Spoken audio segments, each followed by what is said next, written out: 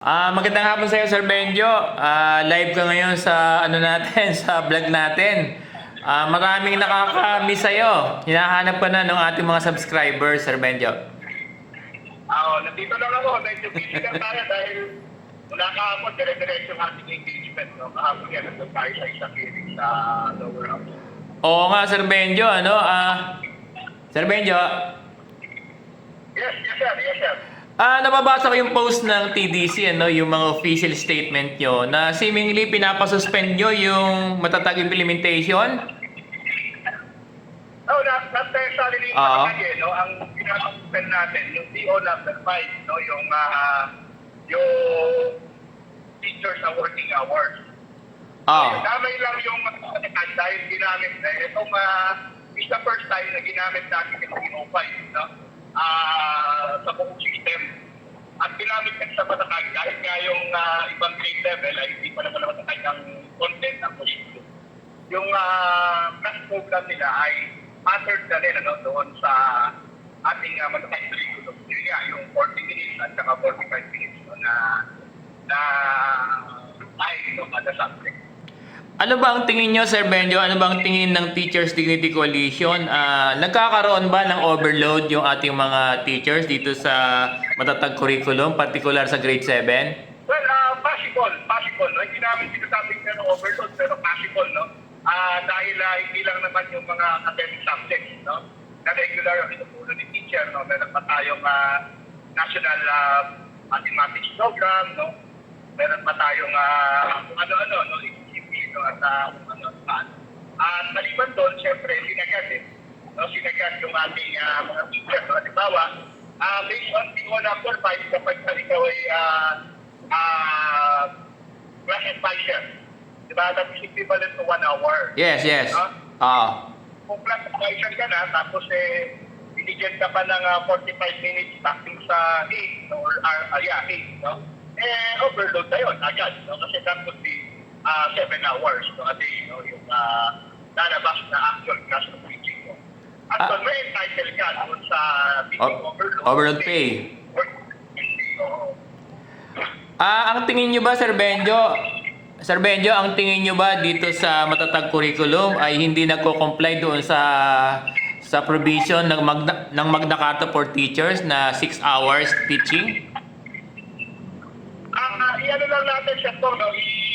I-clarify lang natin, ano?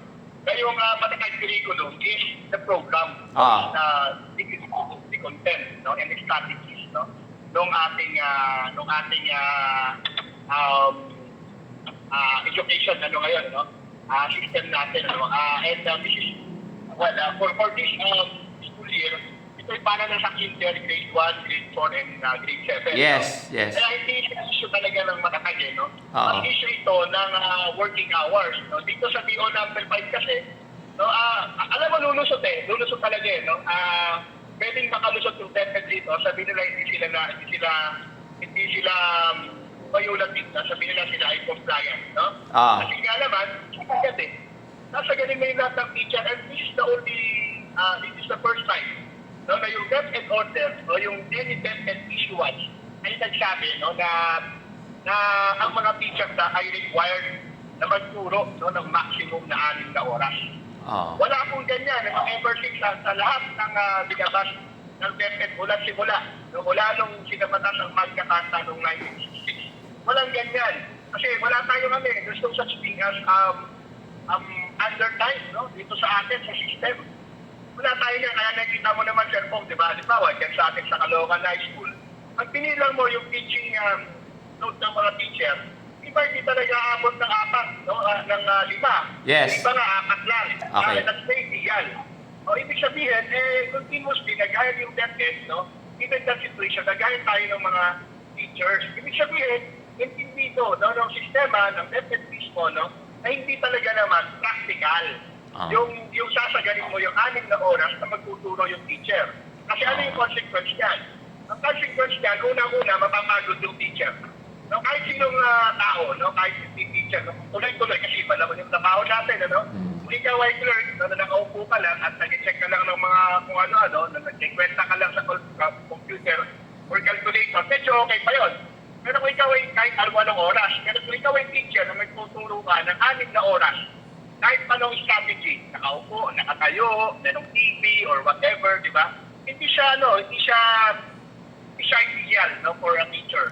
Kasi well, yung mga susunod kong subject, yung pang-4, pang-5, pang-6, no, halimbawa, no, medyo pagod ka na talaga, di ba? Yun yung una. Pangalawa, may threat din ito, no? May possibility, no, na yung mga teachers natin ay madeklara na excess teacher. No? Kasi lahat sila ay pinuno. Kung pinuno mo lahat, no, ibig sabihin, pag nag-interview ka, no, marami pa ng teacher na underload. Sasabihin nung DepEd, no, underload ka, excess ka na dyan. Hindi ka na dyan dapat magturo, lilipat na sa iba. And that is again another violation of Section 6 of Magna Carta. Yun yung gusto natin linawin, ano, Sir Pong? Kaya sumunod tayo sa ating secretary ulit, no, para i-clarify ito. Magkaroon ng meeting. Kasi nagugulat tayo biglang naglalabas ng policy na ganyan.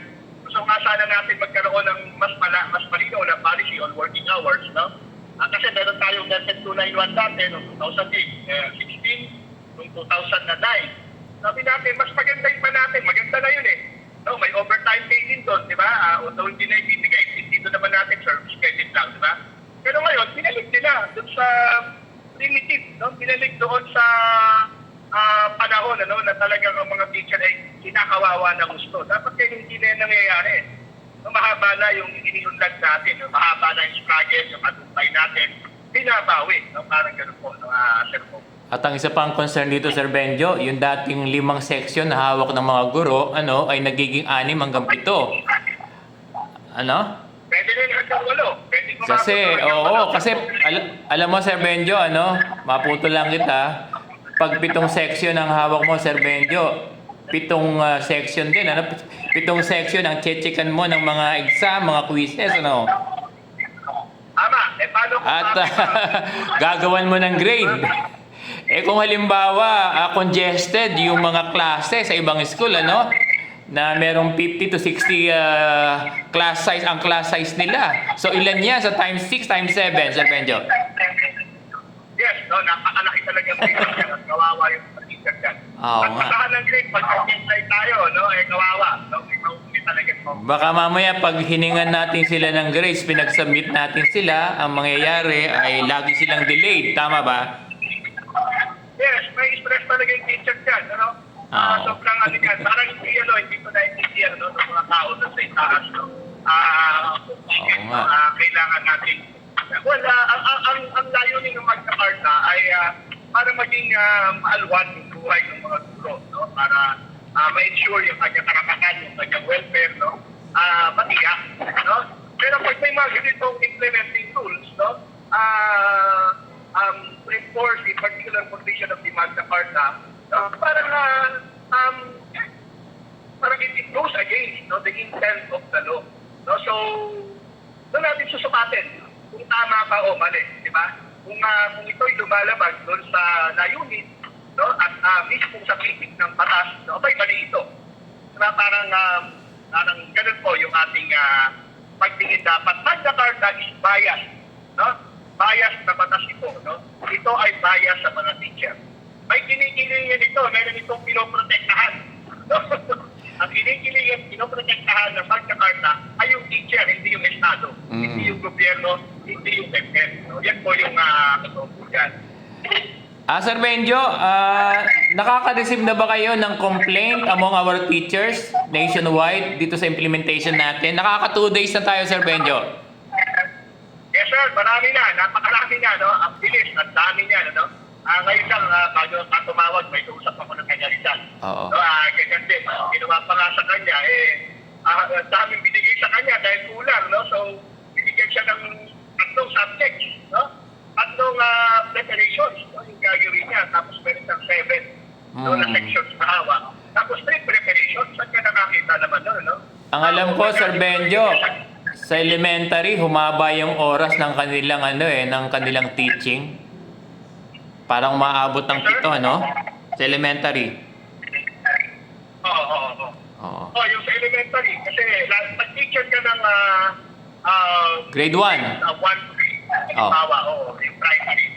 Abay, tapos ka na agad. No? Oo Dahil nga. kung gaano kahaba yung bata ron, dahil isang contingent, ganun ka din. No? Ganun mo rin kahaba ang stay mo doon sa classroom. Sir Benjo, Ayun lang yung Sir Benjo, napaabot niyo na ba to sa ating bagong secretary? nabanggit natin yan, no dialogue, nung unang meeting natin sa kanya, that was July 10, and that was prior,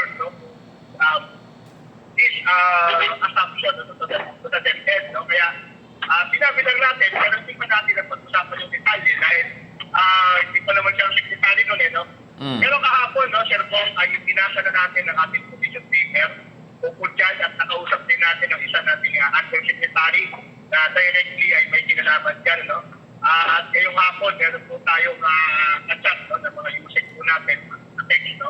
Ng mga usik natin, at pinaalam po na, no, na yung issue po na ito na pinadala natin kay Secretary Angara ay naka-furnish, no, yung opisina ng apat, no, na undersecretaries, no, yung HROD, no, yung legal, curriculum and teaching and regional operations, no?